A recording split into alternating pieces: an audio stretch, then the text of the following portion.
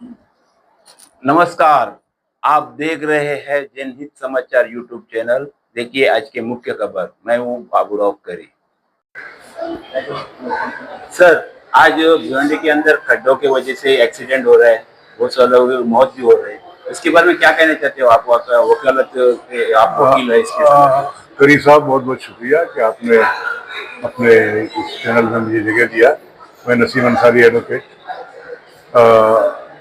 आपका ये आज बर्निंग इशू है, आपका सवाल बहुत अच्छे इशू पे है।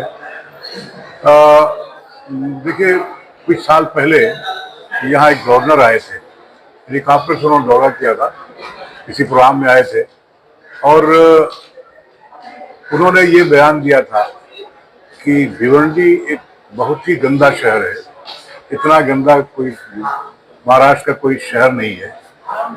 और एक गवर्नर ये बोल के गया कि 4-5 साल पहले की बात हो गई, मगर जब भी जू नहीं रहेगी कानों पे कारपोरेशन के लोगों को, और भिवंडी में कचरा, रोड के खड्डे और सब कुछ कोई निज़ाम ही जैसे लगता है नहीं है। पूरा शहर बैठ गया है। ट्रैफिक निज़ाम का तो बहुत बुरा हाल है। देखिए, अभी हाल ही में इन्होंने पूरे शहर में कैमरा लगाया। कैमरा लगाने के लिए, वायर डालने के लिए रोड के किनारे खोदा इन्होंने। ये सब टेंडर हुआ होगा कि ये वायर डालोगे और इसको भरोगे, रोड सही करोगे। और आप देखिए पूरे शहर में घूम के कि कोई भी वायर डालते वक्त कोई भी खड्डा भरा नहीं गया। रोड वैसे ही अच्छे अच्छे नए नए रोड इन्होंने तोड़ के खराब कर दिए। और इसी तरह कोई भी काम करते हैं उसको अधूरा छोड़ देते हैं।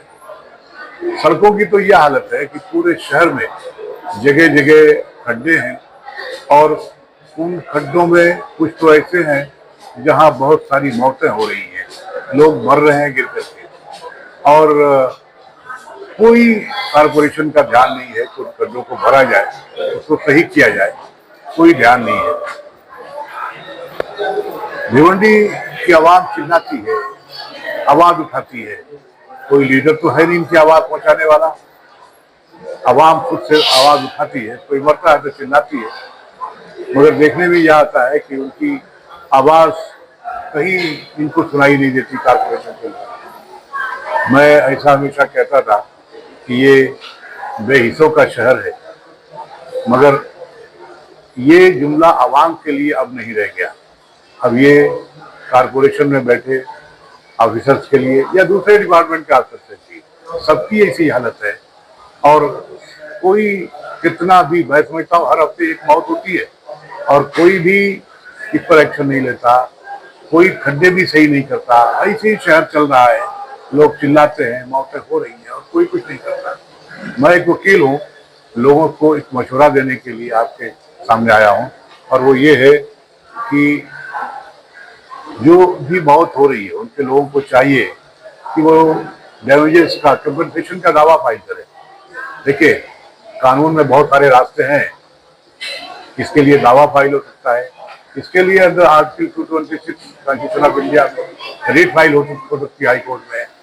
इसके लिए आप कंज्यूमर फोरम में भी जा सकते हैं, मगर कोई कुछ नहीं करता, कोई जाता नहीं। अभी एक डॉक्टर मर गया, जो 46-47 साल का था। और ये अगर कैलकुलेट किया जाए ये, तो उसका कम से कम जो 65-70 साल के ऊपर पहुंचता तो 3-4 करोड़ रुपया कमाता। ये जो नुकसान होता है हो रहा है शहर को, इसकी भरपाई कहाँ से हो? इसलिए बेहतर है कि जैसे एक्सीडेंट क्लेम में कैलकुलेट किया जाता है, ऐसे ही इसमें भी कैलकुलेट कीजिए। जिस उम्र का आदमी है, जिस उम्र की उसकी सर्विस है, जिस तरह की उसकी इनकम है, वो कैलकुलेट करके आप दावा फाइल कीजिए।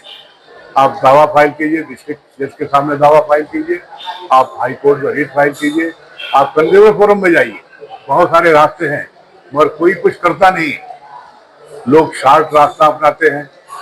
बहुत सारे लोग उसको सीधे एमएलए को फोन करेंगे, एमपी के पास जाएंगे, मगर एमएलए एमपी के पास इसका कोई हल नहीं, सिवाय इसके कि वो झूठे वादे करते हैं। हम यहाँ से दिलवा देते हैं, वहां दिलवाता कोई नहीं, वो दिलवा भी नहीं सकते। और होता यह है कि 2-4 दिन टालते हैं, उसके बाद फिर कोई नई मौत हो जाती है, नया इश्यू पैदा हो जाता है और वो बातें दब जाती है। कितनी मौत हो चुकी है जहाँ वो डॉक्टर मरा लोग बोलते हैं कि वह 6वीं मौत है ये, और कारपोरेशन कुछ नहीं करती। आप दावा फाइल कीजिए डैमेजेस का, जितना होता है करोड़ 2 करोड़ 5 करोड़ मांगिए कारपोरेशन से डैमेजेस की शक्ल में, और ये कमिश्नर को पार्टी बनाइए, कुछ कीजिए, कुछ आप करेंगे तो उसका हल निकलेगा। तो लोगों के अंदर एक ऐसा है कि कोर्ट तक जाने के बाद तारीख पे तारीख होता है, ऐसा लोगों का कहना है। उसके बारे में क्या कहना है? एक मिनट, ये सिस्टम है, सिस्टम से आप घबराइए मत, सिस्टम से भागेंगे तो कुछ नहीं होगा। देखिए बहुत से लोगों का ये ख्याल होता है कि वकील बहुत पैसा लेगा, दौड़ाएगा, काम नहीं होगा। तो गवर्नमेंट ने फ्री लीगल एड का रखा है, फ्री लीगल एड हर कोर्ट में फ्री में आपको वकील अवेलेबल है, सेल बना के रखा है, वो फ्री आपको सर्विस देंगे। जो सिस्टम है उसके हिसाब से चलिए आप। मैं एक वाकया बताता हूँ, एक मामले में हमने इस तरह का एक दावा फाइल किया था। एक ग्रेजुएट का एक सदरू कुरैशी, और साल पहले की बात होगी जब एमएससी भी थी यहाँ पे, वो अपनी दुकान पे गोश्त का काम करता था, दुकान पे था मौजूद और सामने एक ट्रांसफार्मर था, ट्रांसफार्मर बटा और उसका आयल उसके ऊपर आ गया और मर गया। और हमने डैमेजेस का दावा फाइल करवाया था किसी वकील के जरिए, और उसमें बाद में उसको पैसा मिला, एमएससीबी ने पैसा दिया। आप आइए तो सामने, चलिए तो, अगर आप कुछ नहीं करेंगे तो कोई रास्ता नहीं निकलेगा। आप इनको पकड़िए, जहाँ जहाँ ये खड्डे छोड़ देते हैं इनके खिलाफ कीजिए, दावा फाइल कीजिए।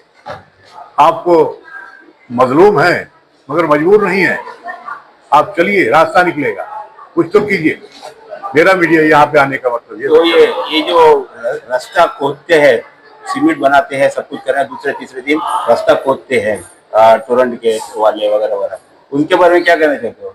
जो भी ये करता है छोड़ के जाता है और उसे नुकसान होता है। अगर कोई गिरता है, मर जाता है, या उसके हाथ पैर टूटते हैं, जो भी होता है, उसको कैलकुलेट करके उनके ऊपर डैमेजेस का केस फाइल कीजिए आप। ये इंतहाई जरूरी है शहर के लिए। शहर एकदम परेशान हो चुका है और मैं समझता हूँ कि लोग इस लाइन पे काम करेंगे। शुक्रिया परिसार। आज के लिए बस इतना ही। कल फिर मिलेंगे नए खबर के साथ। हमारे चैनल को पहली दफा देख रहे हैं तो सब्सक्राइब और लाइक कीजिए। वीडियो कैसा लगा उस पर कमेंट जरूर कीजिए। अगर वीडियो अच्छा लगे तो मित्रों के साथ शेयर कीजिए। हमारे चैनल के वीडियो आपने पूरा देखा, इसके लिए धन्यवाद। जय हिंद, जय महाराष्ट्र।